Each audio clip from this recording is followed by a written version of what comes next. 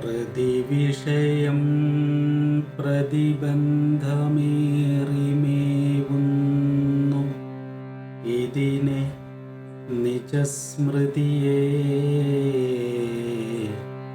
നിരാകരിക്കൂ.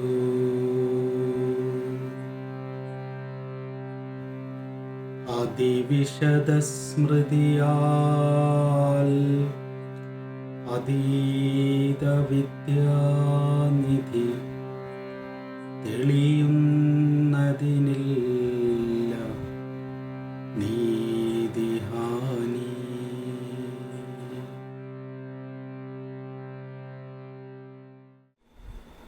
നമ്മുടെയൊക്കെ ജീവിതത്തിൽ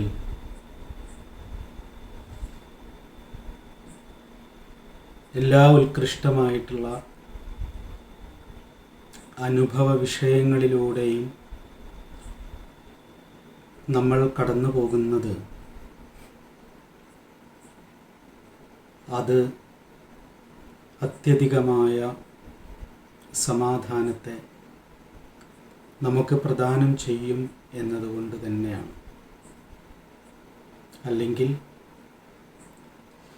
ആഴമേറിയ സമാധാന ലോകത്തിലേക്ക് അതെല്ലാം നമ്മെ കൊണ്ടുപോകും എന്നതുകൊണ്ട് തന്നെയാണ്. വിധിവൈപരീത്യം എന്ന് പറയട്ടെ,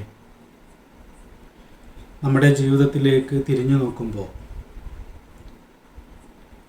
എത്രയൊക്കെ വിഷയങ്ങളെ സാക്ഷാത്കരിച്ചിട്ടും എത്ര ആഴത്തിൽ അനുഭവിച്ചിട്ടും എല്ലാ ആഴത്തിലും പരപ്പിലും വിഷയാനുഭൂതികളിലൂടെയെല്ലാം സമാധാനത്തിലൂടെ തന്നെ കടന്നുപോയിട്ടും വീണ്ടും വീണ്ടും ആ വിഷയപ്രപഞ്ചങ്ങൾക്കായുള്ള ദുരാഗ്രഹം വർദ്ധിച്ചു വരികയും യാതൊന്നാണോ സമാധാനത്തിൻ്റെ ആഴങ്ങളിലേക്ക് നമ്മെ കൊണ്ടുപോയത് അത് തന്നെ സമാധാനത്തിന് തടസ്സമായി മാറുകയും ചെയ്യുന്ന ഒരനുഭവമാണ് കൂടുതൽ മനുഷ്യരിലും നമ്മിലും ഒക്കെ കാണാൻ കഴിയുന്നത്. വിഷയങ്ങൾ ജീവിതത്തെ കുറച്ചുകൂടി വെളിച്ചത്തിലേക്ക് കൊണ്ടുപോകാൻ സഹായിക്കേണ്ടതാണ് എന്നിരിക്കെ വിഷയങ്ങൾ ജീവിതത്തിൻ്റെ എല്ലാ സമാധാനത്തെയും കെടുത്തിക്കളയുന്നു എന്ന അനുഭവത്തിൽ ഇരുന്നു കൊണ്ട് കുറച്ചുകൂടി സത്യസന്ധമായി നാം നമ്മെ ഒന്ന് വിലയിരുത്തിയാൽ നമ്മുടെ സ്മൃതികളിൽ, നമ്മുടെ അറിവുകളിൽ, നമ്മുടെ മനസ്സിലാക്കലുകളിൽ കാര്യമായ ചില തിരുത്തലുകൾ വരുത്തേണ്ടതുണ്ട് എന്ന് നമുക്ക് ബോധ്യമാകും. അങ്ങനെയുള്ള ആഴമേറിയ ചില തിരുത്തലുകളെ നമ്മുടെ ബോധത്തിൽ വരുത്തിത്തരാൻ തന്നെയാണ് ഗുരു, എല്ലാ ഗുരുക്കന്മാരും അവരുടെ ജീവിതം കൊണ്ടും അവരുടെ ചിന്തകൾ കൊണ്ടും വാക്കുകൾ കൊണ്ടും പ്രവൃത്തി കൊണ്ടും നമുക്കൊപ്പമുള്ളത്. ഓർമ്മ വെച്ച നാൾ മുതൽ അച്ഛനമ്മമാരുടെ എല്ലാ വാത്സല്യവും ഏറ്റുവാങ്ങി ജീവിക്കുമ്പോൾ, ജനിച്ച് വളർന്നു വരുമ്പോൾ എല്ലാ കുഞ്ഞിൻ്റെ ഉള്ളിലും നാം ചൊരുക്കി വെച്ച് കൊടുത്തിരിക്കുന്ന അറിവ് എന്ന് പറയുന്നത് നന്നായി പഠിക്കണം, നല്ല ജോലി കണ്ടെത്തണം, പ്രായമാകുമ്പോൾ ഒരു ഇണയെ കണ്ടെത്തണം, അതിൽ നിന്ന് കുഞ്ഞുങ്ങളുണ്ടാവണം, പിന്നെ അപ്പൂപ്പനാവണം, അമ്മൂമ്മയാവണം, അങ്ങനെ വിഷയവുമായി ബന്ധപ്പെട്ടാണ് ജീവിതം ഇരിക്കുന്നത് എന്ന തരത്തിലാണ് ജീവിതത്തെ നമ്മൾ നിർവചിച്ച് വെച്ചിട്ടുള്ളത്. നമ്മൾ ഒറ്റയ്ക്ക് ജീവിക്കുമ്പോൾ തനിയെയുള്ള ഒരു ജീവിതം തികച്ചും ഏകാന്തതയെ സൃഷ്ടിക്കുകയുള്ളൂ. വേറെ ഒരാളുമായി ചേർന്ന് ജീവിക്കുന്നതിലൂടെ കുറച്ചുകൂടി മെച്ചപ്പെട്ട ഒരു വെളിച്ചത്തിലേക്ക് ഉണർന്നു വരാനുള്ള സാധ്യതയുണ്ട് എന്നറിഞ്ഞിട്ടാണ് ഒരു സ്ത്രീ ഒരു പുരുഷനെ തേടുന്നതും ഒരു പുരുഷൻ ഒരു സ്ത്രീയെ തേടുന്നതും.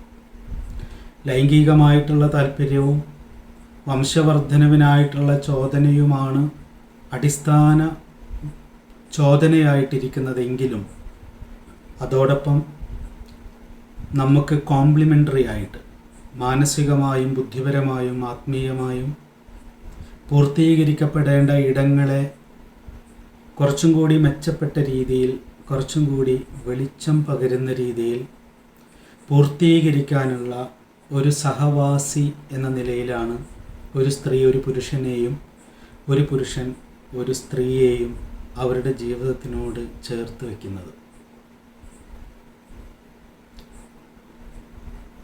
ആ ഒരു ശ്രദ്ധ സ്ത്രീ പുരുഷ ബന്ധത്തിൽ നമ്മൾ പുലർത്തിയിട്ടുണ്ടോ? കോംപ്ലിമെൻ്ററി ആയിരിക്കുക എന്നതാണ്, സഹവർത്തിത്വത്തിലായിരിക്കുക എന്നതാണ് ഒരാൾ എൻ്റെ ജീവിതത്തിലേക്ക് വരുന്നതിന് പിന്നിലുള്ള ചോദനയായിരിക്കേണ്ടത് എന്ന അറിവ് അല്ല അവിടെ പലപ്പോഴും പ്രവർത്തിക്കുന്നത്.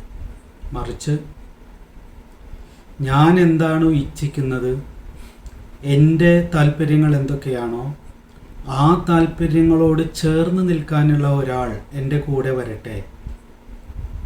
ആ ആൾക്ക് ആ ആളുടേതായിട്ടുള്ള താല്പര്യങ്ങളുണ്ടെന്നോ ആ ആൾക്ക് ആ ആളുടേതായിട്ടുള്ള ഇച്ഛകളുണ്ടെന്നോ രണ്ടുപേരും മനസ്സിലാക്കാറില്ല. ആ മനസ്സിലാക്കൽ ഒരിക്കലും സ്വാഭാവികമായി സംഭവിക്കില്ല. അതിവിശദമായ ഒരു സ്മൃതി ഉണ്ടായാൽ മാത്രമേ ആ മനസ്സിലാക്കൽ നമ്മളിൽ സംഭവിക്കുള്ളൂ. എന്താണ് അതിവിശദമായ സ്മൃതി? ഞാനെന്നും എൻ്റേതെന്നും എൻ്റെ താല്പര്യമെന്നും പറയുന്നത് മാത്രം ഞാൻ ജീവിക്കാൻ തുടങ്ങിയാൽ, അത് മാത്രം പൂർത്തീകരിക്കുന്ന രീതിയിൽ ഭൗതികമായ സാഹചര്യങ്ങൾ എനിക്ക് ചുറ്റും ഇണങ്ങി വന്നാൽ ഒരിക്കലും എനിക്ക് തൃപ്തിയുണ്ടാവില്ല എന്ന അറിവിലേക്ക് നാം ഉണരുന്നതിനെയാണ് അതിവിശദ സ്മൃതി എന്ന് പറയുന്നത്. നാം ഈ പ്രകൃതിയുടെ ഒരു ഏകകമാണ് എന്നും നാം എന്തിനോടൊക്കെ ചേർന്നിരിക്കുന്നുണ്ടോ അതിൻ്റെ കൂടി താല്പര്യത്തെ മനസ്സിലാക്കി നമ്മളുടെ താല്പര്യത്തെ ആ രണ്ട് താല്പര്യങ്ങളോടും ഇണക്കി വയ്ക്കുന്നിടത്താണ് പ്രാപഞ്ചികമായ ഒരു താല്പര്യം അവിടെ സജീവമായി വരികയും സമാധാനത്തിൻ്റെ ഉറവകൾ അവിടെ ഒഴുകി വരികയും ചെയ്യുക എന്ന ഒരു സ്മൃതിയിലേക്ക് ഉണരണമെങ്കിൽ നാം ചിന്തിക്കുന്നവരാവണം, നാം ധ്യാനിക്കുന്നവരാവണം, നാം ഉണർന്നിരിക്കുന്നവരാവണം.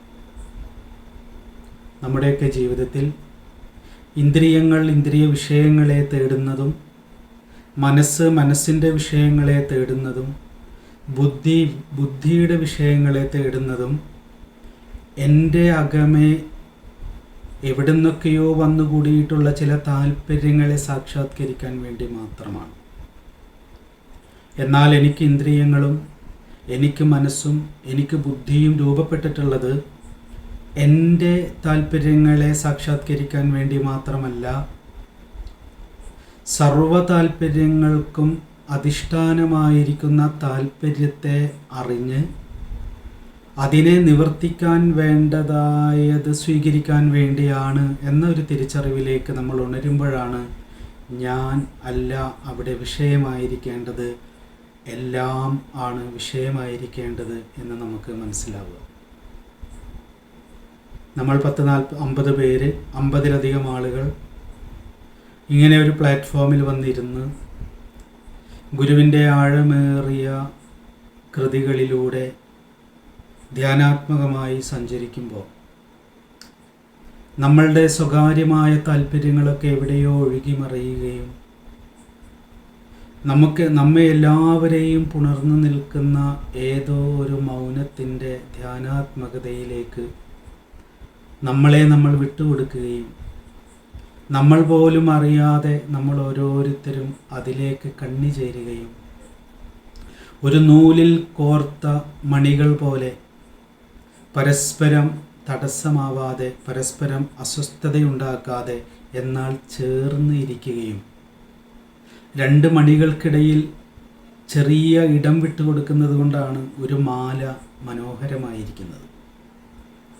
അങ്ങനെ രണ്ട് മണികൾക്കിടയിൽ കൃത്യമായ ശ്വസിക്കാനുള്ള ഇടം വിട്ടുകൊടുത്ത് അവരവരായിരിക്കുകയും ഒപ്പം ഒന്നിച്ചിരിക്കുകയും എല്ലാവരുടെയും അകമേ ഉണർന്നിരിക്കുന്ന ആ ശ്രദ്ധയെ ഈ പറയുന്ന വാക്കിലേക്ക് പരിപൂർണമായും ശ്രദ്ധാന്വിതമാക്കി വയ്ക്കുകയും ചെയ്തിട്ട് നമ്മൾ അനുഭവിക്കുന്ന അല്ലെങ്കിൽ നമ്മൾ ആഴ്ന്നു പോകുന്ന, നമ്മൾ കടന്നു പോകുന്ന ഒരു അനുഭൂതിയുണ്ട്, ഒരു ധ്യാനാത്മകതയുണ്ട്.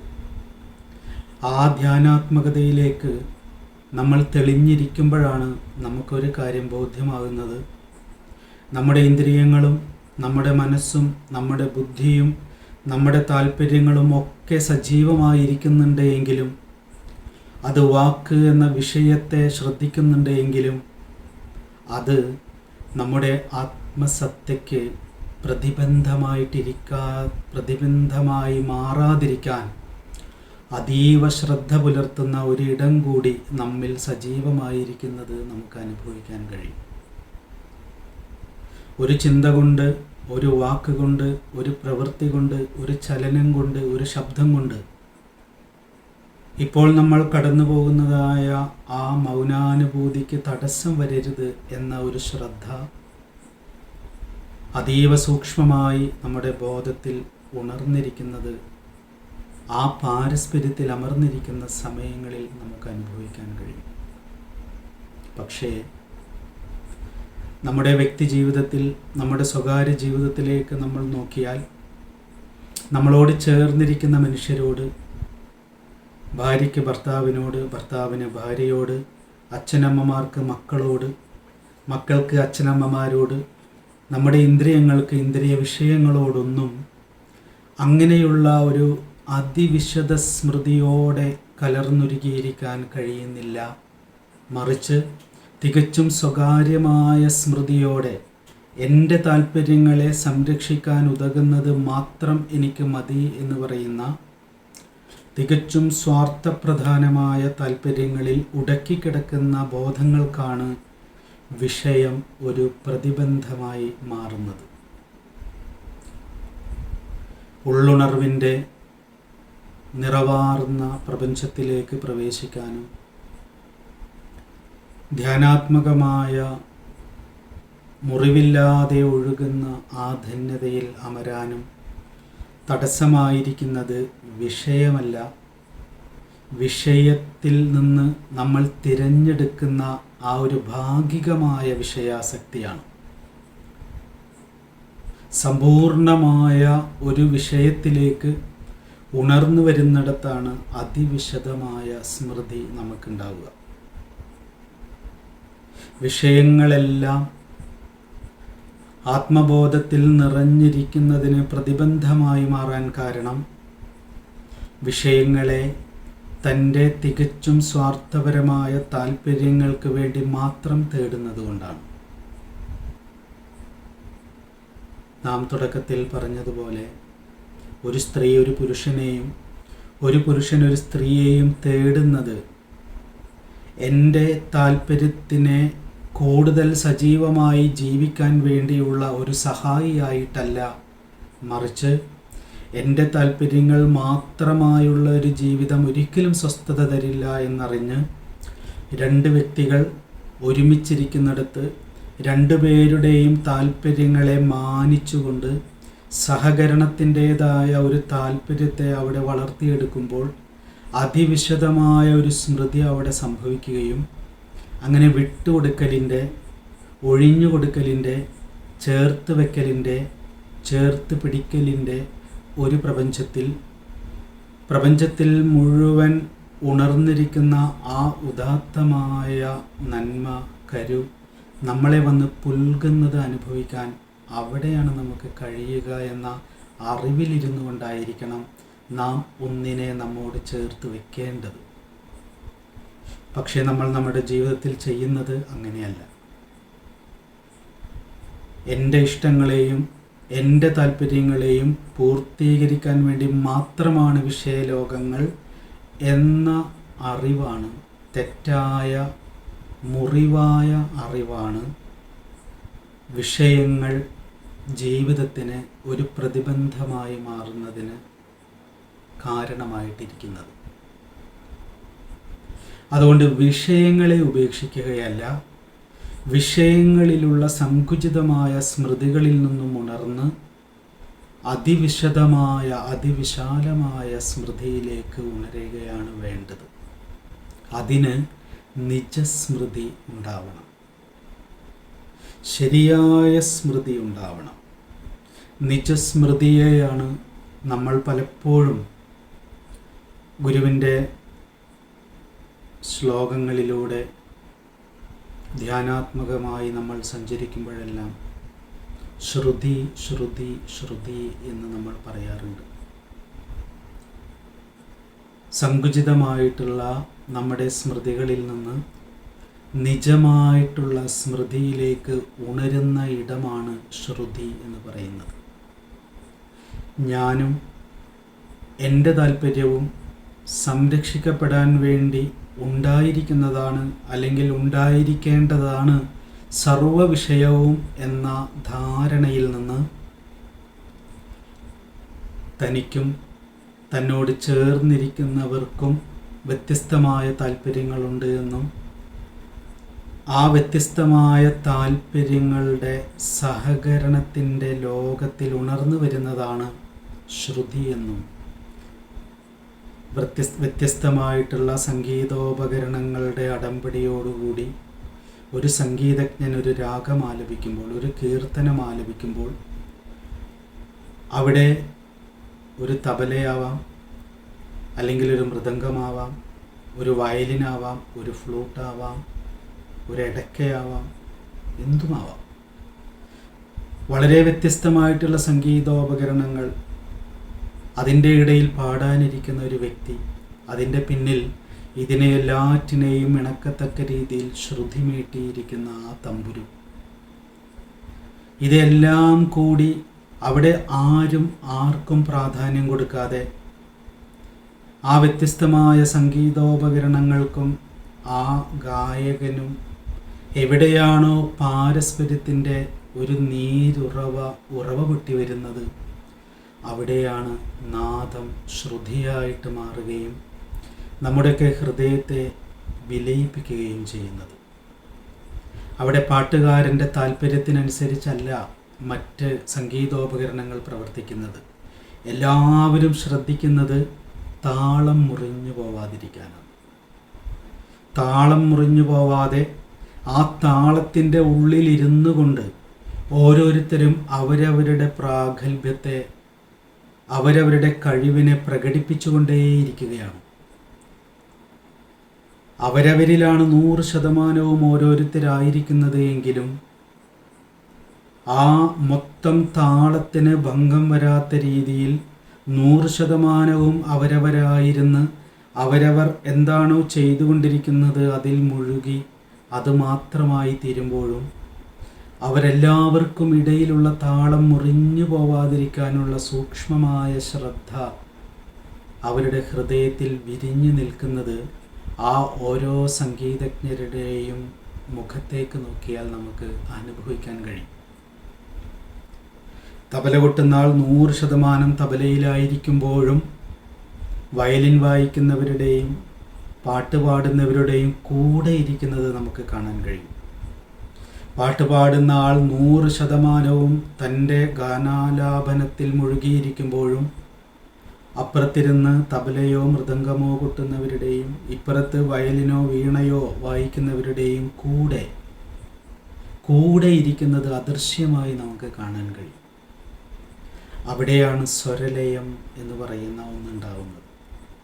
മൃദംഗം, തബല, വീണ, വയലിൻ, പാട്ട്, ശ്രുതി എന്നൊക്കെ പറയുന്ന വേറെ വേറെ വിഷയലോകങ്ങൾ ആ ഓരോ വിഷയങ്ങളിലെയും താല്പര്യങ്ങളെ മാനിച്ചുകൊണ്ട് തന്നെ ആ എല്ലാവരും ചേർന്ന് രൂപപ്പെട്ടിരിക്കുന്ന വിഷയത്തിലേക്ക് ഉണരുമ്പോൾ അവിടെ പിന്നെ തബലയില്ല, മൃദംഗമില്ല, വീണയില്ല, പാട്ടുകാരനില്ല, ശ്രുതിയില്ല, തമ്പുരുമില്ല, ആരുമില്ല, നാദം മാത്രം, ശ്രുതി മാത്രം. വിഷയം പ്രതിബന്ധമായിരുന്ന ഇടത്ത് വിഷയം തന്നെ വഴിയായി മാറുന്ന ഒരു കാഴ്ചയാണ്, ഒരനുഭവമാണ്, ഒരനുഭൂതിയാണ് അവിടെ നമ്മൾ അനുഭവിക്കുന്നത്. പക്ഷേ നമ്മളെ സംബന്ധിച്ചിടത്തോളം, നമ്മുടെ ഓരോരുത്തരുടെയും വ്യക്തി ജീവിതത്തെ സംബന്ധിച്ചിടത്തോളം, ജീവിതത്തെക്കുറിച്ചുള്ള നമ്മളുടെ മനസ്സിലാക്കലുകളെ സംബന്ധിച്ചിടത്തോളം പ്രതിവിഷയം പ്രതിബന്ധമേറിമേവുന്നു എന്നുള്ളതാണ്. നാം ഇടപഴകുന്ന എല്ലാ വിഷയങ്ങളും സമാധാനം അനുഭവിക്കണം, കൂടുതൽ സമാധാനമുള്ള ഒരു ലോകത്തിലേക്ക് ഉണർന്നു വരണമെന്ന് കരുതി നാം നമ്മളോട് എന്തൊക്കെയാണോ ചേർത്ത് വെച്ചിട്ടുള്ളത്, അത് പണമാവാം, പ്രശസ്തിയാവാം, അധികാരമാവാം, ഇണയാവാം, മക്കളാവാം, സ്വത്താവാം, എന്തും ആവാം, എല്ലാം നമ്മളോട് ചേർത്ത് വെച്ചിട്ടുള്ളത് കുറച്ചുകൂടി ഉദാത്തമായിട്ടുള്ള, കുറച്ചുകൂടി വെളിച്ചം നിറഞ്ഞ ഒരു ഉണർവിലേക്ക് ഉണർന്നു പോകണം എന്ന് കരുതിയിട്ട് തന്നെയാണ്. പക്ഷേ ആ വിഷയങ്ങളെല്ലാം കൂടുതൽ ഉണവാർന്ന ഒരു പ്രപഞ്ചത്തെ നൽകുന്നതിന് പകരം കൂടുതൽ അസ്വസ്ഥതയാർന്ന ഒരു ഇരുട്ടിലേക്കാണ് നമ്മെ കൊണ്ടുപോകുന്നതെങ്കിൽ അവിടെ പ്രശ്നം വിഷയത്തിൻ്റെ അല്ല, പ്രശ്നം ആ വിഷയത്തിൽ ചരിക്കുന്ന നമ്മളുടെയാണ്.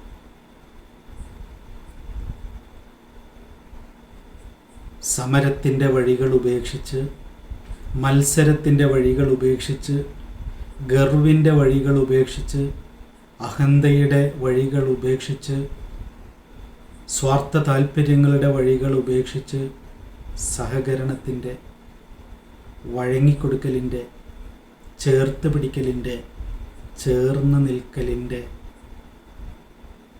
എന്നെ നിങ്ങൾ മനസ്സിലാക്കണം എന്ന് നിർബന്ധം പിടിക്കുന്നിടത്ത് ഞാനിനി നിങ്ങളെയും മനസ്സിലാക്കാൻ ശ്രമിക്കട്ടെ, പരസ്പരം മനസ്സിലാകുന്നിടത്താണ് മനസ്സില്ലാതെയാവുക എന്ന അറിവിലേക്ക് ഉണർന്നാൽ മാത്രമേ, പരസ്പരം മനസ്സിലാകുന്നിടത്താണ് മനസ്സില്ലായ്മയിലേക്ക് ഉണരുക എന്ന് മനസ്സിലാകുന്നിടത്ത് മാത്രമേ അതിവിശദ സ്മൃതി ഉണ്ടാവുകയുള്ളൂ, അല്ലെങ്കിൽ നിജമായ സ്മൃതി ഉണ്ടാവുകയുള്ളൂ, അല്ലെങ്കിൽ സത്യമായ സ്മൃതി ഉണ്ടാവുകയുള്ളൂ. അവനവനെക്കുറിച്ച് അറിയുക എന്ന് പറഞ്ഞാൽ അവനവൻ എന്ന് പറയുന്നത് എല്ലാം ആണ് എന്ന് അറിയലാണ്. ഒരു പാത്രം വെള്ളത്തിൽ എവിടെ ഒരു തുള്ളി മഷി നമ്മൾ ഇറ്റിച്ചാലും അത് ആ വെള്ളത്തിലേക്ക് മുഴുവൻ കലരും.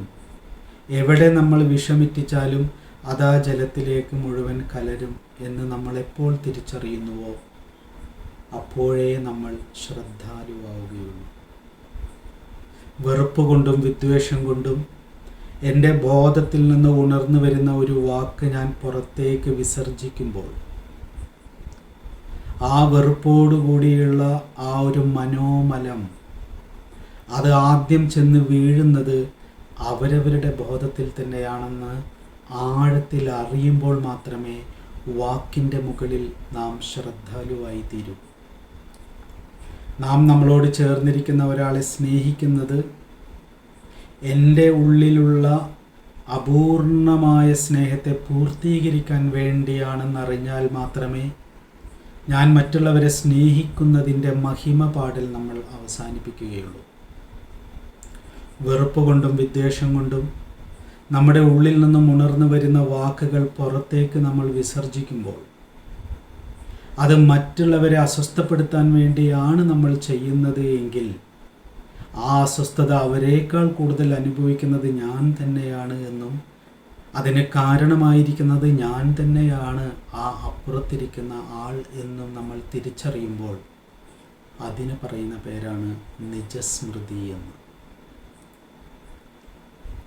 പ്രതിവിഷയം പ്രതിബന്ധമേറിമേവുന്നു ഇതിനെ നിജസ്മൃതിയെ നിരാകരിക്കൂ. അതിവിശദസ്മൃതിയാൽ അതീത വിദ്യാനിധി തെളിയുന്നതിന് ഇല്ല നീതിഹാനി. അതീത വിദ്യാനിധി സമയുടെയും അന്യയുടെയും ലോകത്തെ ഉല്ലംഘിച്ച് നിൽക്കുന്ന ഒരു നിധിയുണ്ട്. അതിനെയാണ് ജ്ഞാനം എന്ന് പറയുന്നത്, അറിവ് എന്ന് പറയുന്നത്. അന്യയുടെ ലോകത്തിലേക്കോ സമയുടെ ലോകത്തിലേക്കോ ഉണർന്നു പോകുമ്പോഴല്ല, യാതൊന്നിൽ നിന്നാണോ അന്യയും സമയും ഉണ്ടായി വന്നത് ആ താളത്തിലേക്ക് വിലയിക്കുമ്പോഴാണ് അതിവിശദ സ്മൃതി നമ്മുടെ ഉള്ളിൽ ഉണ്ടാവുക. അവിടെയാണ് അതീത വിദ്യയായിരിക്കുന്ന ആ നിധി കുംഭം, ആ ജ്ഞാനമഹിമ നമ്മുടെ ബോധത്തിൽ സജീവമായി വന്ന് നിറയുക. ഞാൻ നിന്നെയും സ്നേഹിക്കുകയല്ല, നീ എന്നെയും സ്നേഹിക്കുകയല്ല, ഞാൻ നിന്നെ വെറുക്കുകയല്ല, നീ എന്നെ വെറുക്കുകയല്ല. എനിക്ക് നിന്നോടുള്ള വെറുപ്പ്, എനിക്ക് നിന്നോടുള്ള അകൽച്ച, നിനക്ക് എന്നോടുള്ള വെറുപ്പ്, നിനക്ക് എന്നോടുള്ള അകൽച്ച അറിവിൻ്റെ അന്യ എന്ന ശക്തിയാണ്. എനിക്ക് നിന്നോടുള്ള സ്നേഹം, നിനക്ക് എന്നോടുള്ള സ്നേഹം അറിവിൻ്റെ സമ എന്ന ശക്തിയാണ്. എന്നാൽ നമ്മൾ രണ്ടുപേരും സ്നേഹത്തിൻ്റെയും വെറുപ്പിൻ്റെയും ലോകത്തിലായിരിക്കുന്നതിന് തുടക്കം കുറിച്ചത്, അതിലേക്ക് ചോദനയായി വന്നത് നമ്മൾ രണ്ടുപേരും പരസ്പര പൂരകമായിരിക്കുന്നതിന് വേണ്ടിയായിരുന്നുവെന്ന് നമ്മൾ മറന്നുപോയതുകൊണ്ടാണ്. നമ്മൾ രണ്ടുപേരും പരസ്പര പൂരകമായിരിക്കേണ്ടവരാണ് എന്ന അറിവില്ലാതെ ഒത്തുചേർന്നതുകൊണ്ടാണ് ഒരുപാട് സ്നേഹിക്കേണ്ടി വരുന്നതും ഒരുപാട് വെറുക്കേണ്ടി വരുന്നതും. മറിച്ച് സ്നേഹത്തിൻ്റെ ആധിക്യവും വെറുപ്പിൻ്റെ ആധിക്യവും ഉണർന്നു വരുമ്പോഴെല്ലാം വിവേകം കൊണ്ട്, ശ്രദ്ധ കൊണ്ട് അതിനെ സംയമനം ചെയ്ത് അവനവൻ്റെ കഴിവ് പ്രകടിപ്പിക്കാനുള്ള, അവനവൻ്റെ കഴിവാണ് മികച്ചത് എന്ന് പ്രകടിപ്പിക്കാനുള്ള വേദിയല്ല ജീവിതം എന്ന് തിരിച്ചറിഞ്ഞ് രണ്ടുപേർക്കിടയിലുള്ള താളം മുറിഞ്ഞു പോവാത്ത രീതിയിലുള്ള ശ്രദ്ധയോടുകൂടി അവരവരായിട്ടിരിക്കലാണ് നിജസ്മൃതി, അതിവിശദ സ്മൃതി, അതീത വിദ്യാനിധി എന്ന് ബോധ്യമാവൽ എന്ന തിരിച്ചറിവിലേക്ക് നമ്മൾ വരുമ്പോഴാണ്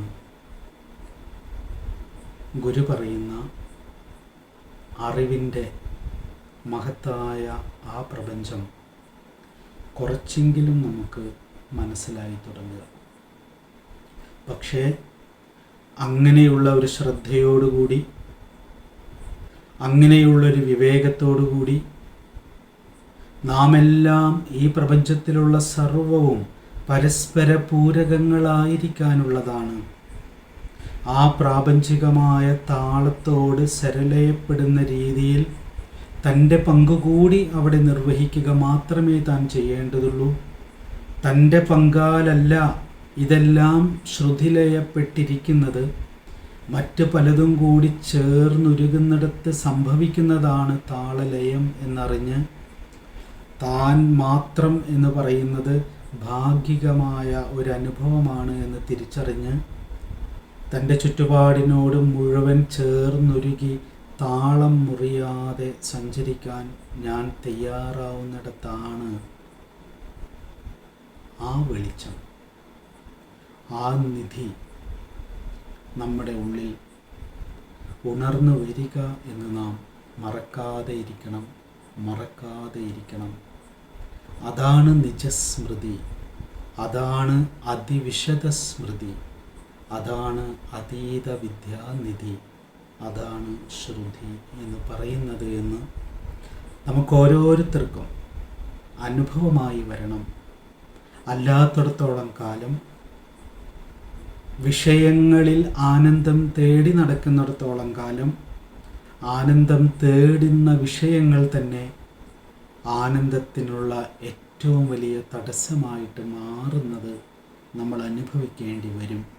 അങ്ങനെ ഒരുപാട് അനുഭവിക്കുന്ന തരത്തിലുള്ള അറിവിൻ്റെ ലോകത്ത് നമ്മൾ സഞ്ചരിച്ചതുകൊണ്ടാണ് ഗുരുവിന് പ്രതിവിഷയം പ്രതിബന്ധമേറിമേവുന്നു എന്ന് പറയേണ്ടി വന്നത്. അങ്ങനെ വിഷയങ്ങളെല്ലാം നമുക്കൊരു പ്രതിബന്ധമായി മാറിയിരിക്കുന്ന ജീവിതത്തെ അതിൻ്റെ എല്ലാ ഇരുട്ടിൽ നിന്നും രക്ഷിച്ചെടുത്ത് കൊണ്ടുവരാനുള്ള ഒരേ ഒരു വഴി നിജസ്മൃതി മാത്രമാണ്. സത്യമായ സ്മൃതി എന്ന് പറയുന്നത് ഞാൻ, എൻ്റെ എന്നത് മാത്രമായി ഒരു ജീവിതമില്ല എന്നും എല്ലാം കലർന്നുരുകുന്നിടത്താണ് ജീവിതം സജീവമാവുകയുള്ളൂ എന്നും ഇവിടെ ഏകകങ്ങൾ ഇല്ല എന്നും ഇവിടെ സർവമേ ഉള്ളൂ എന്നും ഉള്ള തിരിച്ചറിവിന് പറയുന്ന പേരാണ് നിജസ്മൃതി. അങ്ങനെയുള്ള ഒരു നിജസ്മൃതിയിലേക്ക്, അങ്ങനെയുള്ളൊരു ഹൃദയ വിശാലതയിലേക്ക്, അതിവിശദ സ്മൃതിയിലേക്ക് ഉണർന്നു വരാൻ നാം തയ്യാറാവുകയാണെങ്കിൽ കുറേയെങ്കിലും ആ ഒരു താളവുമായി സാമ്യപ്പെടാൻ ഉറപ്പായും നമുക്ക് സാധിക്കും. ആ അതീത വിദ്യാനിധി സുഖദുഃഖങ്ങൾക്കും ശീതോഷ്ണങ്ങൾക്കും സ്നേഹദ്വേഷങ്ങൾക്കുമൊക്കെ കാരണമായിരിക്കുന്ന, അതിനെല്ലാം അതീതമായിരിക്കുന്ന ആ നിധി അങ്ങനെ തൻ്റെ ചിന്തയെയും തൻ്റെ വാക്കിനെയും തൻ്റെ പ്രവൃത്തിയെയും ഈ സർവപ്രപഞ്ചവുമായും താളാത്മകമാക്കുന്ന രീതിയിൽ വിവേകപൂർവം പ്രയോഗിക്കാൻ തയ്യാറാകുന്ന എല്ലാവരിലും ആ താളത്തിൻ്റെ നേരിയ വീഴ്ചയെങ്കിലും വന്ന് ഭവിക്കുമെന്ന കാര്യത്തിൽ യാതൊരു സംശയവുമില്ല. അതിന് നീതിപൂർവം അത് സംഭവിക്കും. അങ്ങനെ ഒരു നീതിരാഹിത്യം ഈ പ്രപഞ്ചത്തിലില്ല. പക്ഷേ നമ്മുടെ ഭാഗത്ത് നിന്ന് അങ്ങനെയുള്ള ഒരു തപസ്സുണ്ടാവണമെന്ന് മാത്രമേ ഉള്ളൂ എന്നാണ് ഗുരു നമ്മോട് പറയാൻ ശ്രമിക്കുന്നത്. പ്രതിവിഷയം പ്രതിബന്ധമേറിമേവുന്നു ഇതിനെ നിജസ്മൃതിയെ നിരാകരിക്കൂ.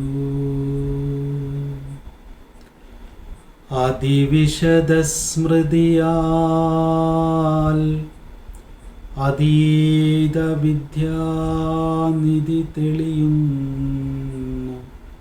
ഇതിനില്ല നീതിഹാനി. ഗുരു ജീവിതത്തെ കാണുന്ന ആ ഒരു കാഴ്ചയായിട്ട് നമ്മൾ ഇതിനെ മനസ്സിലാക്കിയാൽ മതി. പലതരം കാഴ്ചകൾ ജീവിതത്തിലുണ്ട്. ഓരോ മനുഷ്യരും അവരവർ കാണുന്ന കാഴ്ചയെയും ജീവിതത്തെയുമാണ്, അല്ലെങ്കിൽ അവരവർ നിർവചിക്കുന്ന ജീവിതമാണ് ഓരോരുത്തരുടെയും. നമ്മൾ കൊടുക്കുന്ന വ്യാഖ്യാനമാണ് നമ്മുടെ ജീവിതം എന്ന് പറയുന്നത്. അവിടെ ഗുരു ഒരു പ്രത്യേകിച്ച് ആത്മോപദേശ ശതകത്തിന് പശ്ചാത്തലമാക്കി വെച്ചിട്ടുള്ളൊരു കാഴ്ചയുണ്ട്. ആ കാഴ്ചയിൽ നമ്മൾ കുറച്ച് സമയം വീണു പോകുമ്പോൾ അത് നമ്മൾക്ക് കുറച്ച് സമയം ഉണ്ടാവുള്ളൂ. പക്ഷേ അവർ ആ ഒരു പശ്ചാത്തലത്തിലാണ് ഇരുന്നിട്ടുള്ളത്. അത് നമ്മളതിൻ്റെ ഒരു നേരിയ ഒരു കാഴ്ച കിട്ടുമ്പോൾ തന്നെ, നേരിയ ഒരു രുചി കിട്ടുമ്പോൾ തന്നെ ജീവിതം നമ്മൾ വ്യാഖ്യാനിച്ചിട്ടുള്ളതിൻ്റെ നിസ്സാരത നമുക്ക് മനസ്സിലാവും. കുറച്ച് നാൾ ഇവിടെ ജീവിച്ച് അങ്ങ് ഇല്ലാണ്ടായി പോകുന്ന ഒന്നല്ല ജീവിതം. അത് നമ്മളിൽ മാത്രം കേന്ദ്രീകരിച്ച് നിന്ന് ചിന്തിക്കുന്നത് കൊണ്ടാണ് കുറച്ച് നാൾ ഇവിടെ ജീവിച്ചില്ലാതായി പോകുന്നതാണ് ജീവിതമെന്ന് നമുക്ക് തോന്നുന്നത്. ഈ നമ്മളിൽ മാത്രം കേന്ദ്രീകരിച്ചുകൊണ്ട് ജീവിതത്തെ വ്യാഖ്യാനിക്കുന്നതിനെയാണ് സ്മൃതി എന്ന് പറയുന്നത്. ഈ നമ്മൾ എന്ന് പറയുന്ന ഒരു ഏകകത്തിൽ നിന്ന് നമ്മളെ വിടർത്തിയിട്ട് ഈ പ്രപഞ്ചത്തിലേക്ക് വികസിപ്പിക്കുമ്പോൾ അനുഭവമായി വരുന്നതാണ് ശ്രുതി എന്ന് പറയുന്നത്. ഇപ്പം ജീവൻ രൂപപ്പെട്ടത് മുതൽ തുടങ്ങുകയാണെങ്കിൽ ജീവൻ എത്രയോ ജീവരൂപങ്ങളിലൂടെ ജീവഭാവങ്ങളിലൂടെ സഞ്ചരിച്ചു വന്ന് ആ യാത്രക്കിടയിൽ നാം മനുഷ്യൻ എന്ന് പറയുന്ന ഒരു ജീവരൂപത്തിലൂടെയും ഒരു ജീവഭാവത്തിലൂടെയും കടന്നു പോകുന്നു എന്നേ ഉള്ളൂ. ഇതിൽ മനുഷ്യൻ എന്ന് പറയുന്ന ഒരു ജീവരൂപത്തെ എടുത്താൽ മനുഷ്യവംശം ഭൂമിയിൽ ഇല്ലാതാകുന്നത് വരെ നമുക്ക് നിരാശയുണ്ടാവില്ല. കാരണം മനുഷ്യൻ ഇവിടെ നിലനിൽക്കുന്നുണ്ടല്ലോ. നമ്മളെ മാത്രം എടുക്കുമ്പോഴാണ് നമ്മൾ പറയും നമ്മളില്ലാതാകുന്നതോടുകൂടി ലോകം മുഴുവൻ ഇല്ലാതായി എന്ന് പറയും.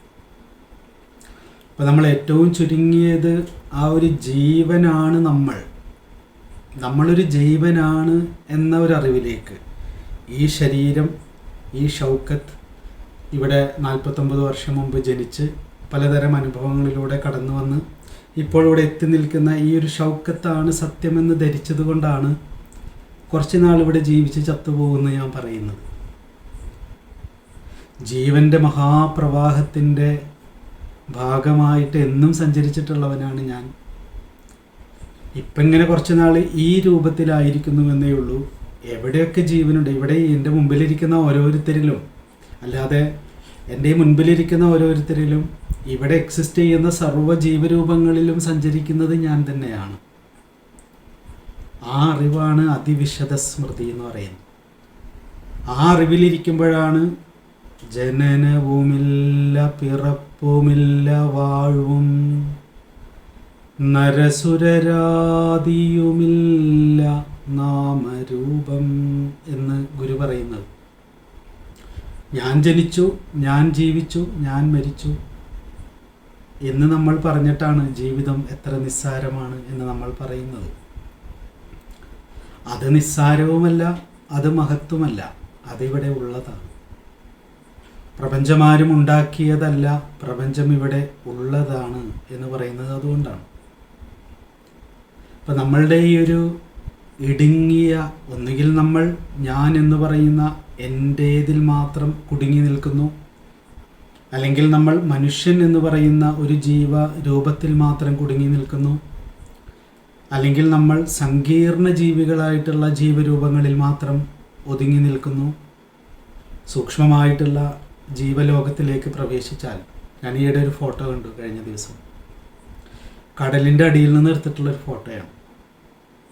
അപ്പോൾ ആ ഫോട്ടോയിൽ കടലിൽ വെള്ള കാർമേഘ, കട്ടിക്കുള്ള കാർമേഘം ഇങ്ങനെ നിറഞ്ഞു നിൽക്കുന്ന ഒരു ചിത്രം. അപ്പോൾ അത് വെള്ളത്തിൻ്റെ ഒരു പ്രത്യേക രൂപമായിരിക്കുന്നു. അത് സൂക്ഷ്മജീവികളുടെ, നമുക്ക് കാണാവുന്ന ആ ക്യാമറയ്ക്ക് കാണാവുന്ന സൂക്ഷ്മജീവികളുടെ കൂട്ടമാണത്. ആ കൂട്ടത്തെ എണ്ണി നോക്കിക്കഴിഞ്ഞാൽ ഈ ഭൂമിയിലുള്ള എല്ലാ ജീവജാലങ്ങളെക്കാളും കൂടുതലുണ്ട്. അത് ഞാൻ തന്നെയാണ്. അതിൽ നിന്നൊക്കെയാണ്, അതിനേക്കാൾ സൂക്ഷ്മമായിരിക്കുന്ന ജീവരൂപത്തിൽ നിന്നാണ് വന്ന ആളാണ് ഈ ഇരിക്കുന്നത്. അത് തന്നെയാണ് ഈ ഇരിക്കുന്നത് എന്ന് അറിയുമ്പോൾ കുറച്ച് നാൾ ഇവിടെ ജീവിച്ച് ചത്തുപോകുന്നവനാണ് ഞാൻ എന്ന് ഞാൻ പറയില്ലല്ലോ.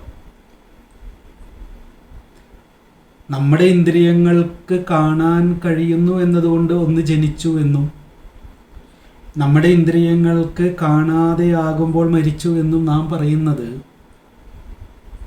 നമ്മുടെ ഇന്ദ്രിയങ്ങളുടെ ഭാഗികമായൊരു അല്പജ്ഞാനമാണത്.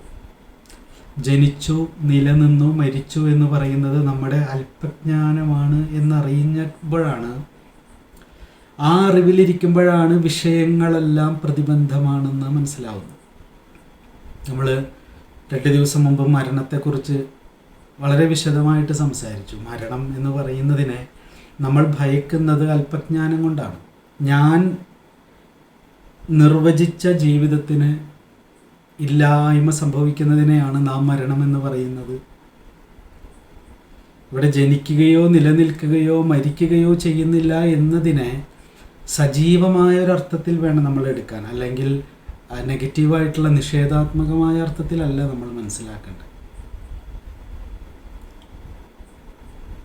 ആ ഒരു കാഴ്ചയിൽ, അതിവിശദമായ സ്മൃതിയിൽ, നിജമായിരിക്കുന്ന സ്മൃതിയിൽ അതീത വിദ്യാനിധി ലഭ്യമായ ബോധത്തിൽ ഇരുന്നു കൊണ്ട് ഗുരു കാണിച്ചു തരുന്ന കാഴ്ചകളാണിതൊക്കെ. ആ കാഴ്ചകൾക്ക് മുൻപിൽ കുറച്ച് സമയമെങ്കിലും നമ്മുടെ വ്യക്തിപരമായ, സാമൂഹികമായ, മനുഷ്യ കേന്ദ്രീകൃതമായ നമ്മുടെ കൊച്ചു അറിവിൽ നിന്ന് മാറി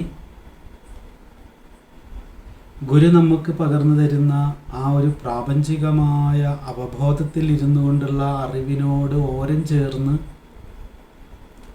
കുറച്ച് നേരമെങ്കിലും നമ്മളൊന്ന് ഇരിക്കാൻ തയ്യാറായാൽ, കുറച്ച് നേരമെങ്കിലും നമ്മൾ ധരിച്ചു വച്ചിരിക്കുന്നതൊക്കെ എത്ര പ്രസക്തമാണെന്ന് നമുക്ക് ബോധ്യം. ആ അറിവിനെയാണ് നിരഹങ്കാരം എന്ന് പറയുന്നത്. അല്ലാതെ എനിക്കൊരു ഈഗോയൊന്നുമില്ല എന്നിങ്ങനെ വിനയപൂർവം പറയുന്നതല്ല അഹങ്കാരമില്ലായ്മ എന്ന് പറയുന്നത്. നമ്മുടെ ധാരണകൾ വിശാലമാകുന്നിടത്താണ് നമ്മുടെ അറിവില്ലായ്മകൾ മാറി അവിടെ അറിവുകൾ സുപ്രതിഷ്ഠിതമാകുന്ന അവസ്ഥയ്ക്ക് പറയുന്ന പേരാണ് നിരഹങ്കാരം. ഭാഗികമായ അറിവിന് പറയുന്ന പേരാണ് അഹങ്കാരം. അല്ലാതെ ഞാൻ അഹങ്കാരി അങ്ങനെയൊന്നുമില്ല. എവിടെയൊക്കെ നമുക്ക് ഭാഗികമായ അറിവുണ്ടോ അതിന് പറയുന്ന പേരാണ്, അവിടെ അഹം അങ്കുരിക്കും. അഹം അങ്കുരിക്കുക എന്ന് പറഞ്ഞാൽ ഭാഗികമായ ഒരു അറിവുണ്ടാകുന്നു എന്നർത്ഥം. ഭാഗികമായ അറിവ് വിശദമായ അറിവായി മാറുമ്പോൾ അവിടെ ശ്രുതി ഉണ്ടാവും. ശ്രുതി ഉള്ളിടത്തൊന്നും അഹത്തിന് അങ്കുരിക്കാൻ പറ്റില്ല. നമുക്ക് ആരുടെയെങ്കിലും ഒരാളോട് ഭയങ്കര സ്നേഹത്തിലായിരിക്കുന്ന സമയത്ത് ഒരിക്കലും അഹം അങ്കുരിക്കില്ലല്ലോ. സ്വരലയത്തിലായിരിക്കുന്ന സമയത്തൊന്നും നമുക്ക് അവിടെ അഹം അങ്കുരിക്കാറില്ല. അവിടെ നമ്മൾ രണ്ടുപേരും ഇല്ലാണ്ടാവുകയാണ് ചെയ്യുന്നത്, അല്ലാണ്ട് രണ്ടുപേരും ചേരുന്നല്ല ചെയ്യുന്നത്. വളരെ സ്നേഹത്തോടു കൂടി രണ്ടുപേര് പാരസ്പര്യത്തിലിരിക്കുമ്പോൾ അവിടെ രണ്ടാളും ഇല്ലാണ്ടാവുകയാണ് ചെയ്യുന്നത്. മൂന്നാമതൊരു സാന്നിധ്യം വന്ന് ആ രണ്ടുപേരെയും അങ്ങ് പുണർന്ന് നിൽക്കും. അത് രണ്ടൊന്നും ഒന്നായിത്തീരും. നമുക്ക് ചായ കുടിച്ചാലോ, പിന്നെന്താ ചായ കുടിക്കാം. നമുക്ക് വെള്ളം കുടിച്ചാലോ, പിന്നെന്താ വെള്ളം കുടിക്കാം. ഇനിയിപ്പോൾ ഒരാൾ ചായ ഒരാൾ കാപ്പി കുടിച്ചാണ് ഇരിക്കുന്നതെങ്കിൽ ഒരാൾ ചായയും ഒരാൾ കാപ്പിയും വേറെ വേറെ കുടിച്ചിരിക്കുന്നു എന്നൊന്നും നമുക്ക് തോന്നില്ല. ഞാൻ കുടിക്കുന്നത് നീ കുടിക്കണം, നീ കുടിക്കുന്നത് ഞാൻ അങ്ങനെ ഒരു നിർബന്ധ ബുദ്ധിയും അവിടെ ഉണ്ടാവില്ല. എല്ലാ അർത്ഥത്തിലുമുള്ള നിർബന്ധ ബുദ്ധികളും അഴിഞ്ഞു വീഴുന്ന ഒരിടം,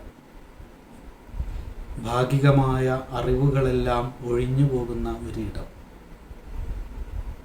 എല്ലാ സ്മൃതികളും ശ്രുതിയിൽ പോയി വിലയിക്കുന്ന ഒരിടം, അതീത വിദ്യാനിധി, നിജസ്മൃതിയാൽ ഉണർന്നു വരേണ്ട, അതിവിശദ സ്മൃതിയാൽ തെളിഞ്ഞു കിട്ടേണ്ട ഒരു മഹിമ, ഒരു മഹത്വം.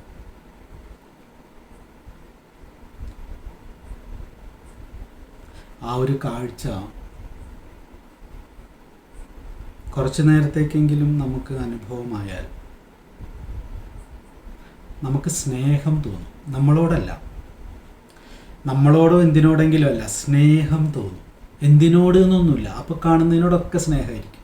അത് എന്നോടുള്ള സ്നേഹമോ എന്തിനോടെങ്കിലുള്ള സ്നേഹമോ അല്ല. സ്നേഹത്തിലാണ് എല്ലാം ആയിരിക്കുന്നത് എന്ന ഒരറിവാണ് അവിടെ ഉണ്ടാവുക. ശത്രുപക്ഷം ഉണ്ടാവില്ല. നമ്മൾ ഗുരുവിനെ കുറിച്ച് സംസാരിക്കുമ്പോൾ എപ്പോഴും പറയാറുണ്ടല്ലോ, ഗുരുവിന് ശത്രുപക്ഷമില്ല. അത് ഈ ഒരു അർത്ഥത്തിൽ വേണം നമ്മൾ മനസ്സിലാക്കാൻ. മനുഷ്യനുമായിട്ട് ബന്ധപ്പെടുത്തിയിട്ട് മനസ്സിലാക്കരുത്, ഏതെങ്കിലും ജീവജാലങ്ങളുമായിട്ട് ബന്ധപ്പെടുത്തിയിട്ട് മനസ്സിലാക്കരുത്. അത് ഈ പ്രപഞ്ചങ്ങളെ മുഴുവൻ പുണർന്നു നിൽക്കുന്ന ആ മഹിമയായിട്ട് മനസ്സിലാക്കണം. മനുഷ്യനിൽ കെട്ടി നിർത്തരുത്, അത് മനുഷ്യനിൽ മാത്രം കെട്ടി നിർത്തരുത്. അപ്പോഴാണ് ഗുരു പറയുന്ന ആ അതീത വിദ്യാനിധി എന്ന് പറയുന്നതിൻ്റെ ഒരിടം നമുക്ക് തെളിഞ്ഞു കിട്ടും. അതിനുള്ള അനുഗ്രഹം നമ്മളൊക്കെ ഇങ്ങനെ നമ്മൾ ഉറപ്പിച്ചു വെച്ചിട്ടുള്ള ഈ ജീവൻ വെടിഞ്ഞു പോകുമെന്ന് നമ്മൾ കരുതുന്ന ഈ ജീവൻ അറ്റുപോകുന്നതിന് മുൻപൊക്കെ ഇടയ്ക്കിടയ്ക്കെങ്കിലും ആ ഒരു വൈദ്യുതാലിംഗനം, നമ്മുടെ ബാലേന്ദ്രൻ ചുള്ളിക്കാടിൻ്റെ മനോഹരമായ വാക്കാണ്. ഒരു വൈദ്യുത ആലിംഗനം, അടിമുടി സ്ഫുടമറിയുന്ന, അടിതൊട്ട് മൗലിയന്തം സ്ഫുടമറിയും തുര്യബോധം എന്നൊക്കെ പറയുന്ന ആ ഒരു ഉണർന്നിരിക്കുകയാണോ ഉറങ്ങിയിരിക്കുകയാണോ എന്നൊന്നും അറിയാത്ത, സകലമഴിഞ്ഞ് തണിഞ്ഞ് കേവലത്തിൻ മഹിമയും അറ്റ് മഹസ്സിലാണിടേണം എന്നൊക്കെ ഗുരു പറയുന്ന ആ ഒരു മൗനം വല്ലപ്പോഴൊക്കെ സ്പർശിച്ചിട്ട് വേണം നമ്മളൊക്കെ ഇവിടെ എന്നെന്നും നിലനിൽക്കാൻ, കടന്നു പോകാനല്ല, എന്നെന്നും നിത്യമാണ് നമ്മൾ.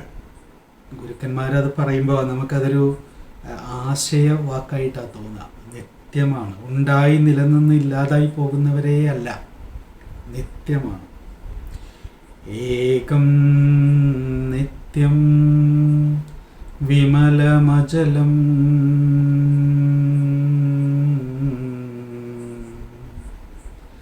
സർവദീ സാക്ഷിഭൂതം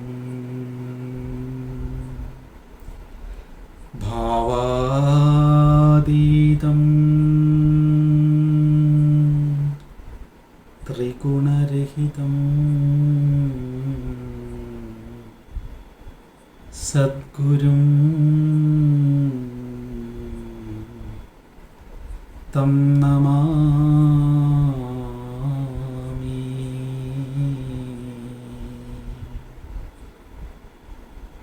സദ്ഗുരും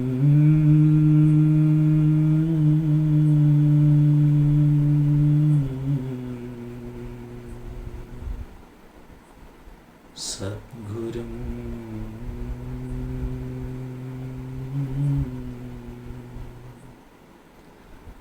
തം നമാമി.